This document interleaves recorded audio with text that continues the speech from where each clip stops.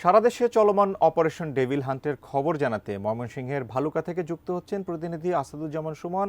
সুমন, আমরা ইতিমধ্যেই জেনেছি যে সারা দেশেই এই অপারেশন ডেভিল হান্ট চলছে। আপনার মাধ্যমে ময়মনসিংহের ভালুকা থেকে জানতে চাই এখানের কি অবস্থা। ধন্যবাদ আপনাকে। ডেভিল হান্ট গতকাল যে প্রজ্ঞাপন জারি হয়েছে যে devil hunt operation devil hunt অভিযান করবেন এখান যে আইন শৃঙ্খলার বাহিনী যৌথ বাহিনীর সমন্বয়ে।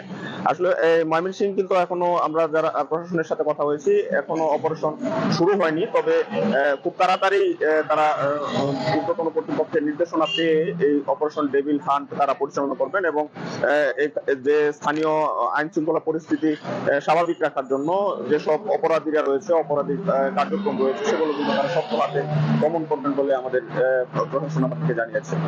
সাধারণ মানুষ বলছেন যে আসলে যে দেশে যে অস্থিরতা চলছে সেটির জন্য প্রশাসনকে আরো বেশি কঠোর হয়ে যেন যারা আইন শৃঙ্খলা ব্যাঘাত ঘটায় তাদের যেন দ্রুত সময়ের মাঝে গ্রেপ্তার করে এবং দৃষ্টান্তমূলক শাস্তি প্রদান করে এই দেশের আইন শৃঙ্খলা পরিস্থিতি স্বাভাবিক রাখতে প্রশাসন সচেষ্ট হয়, এমনকি কিন্তু সাধারণ মানুষ প্রত্যাশা করছে।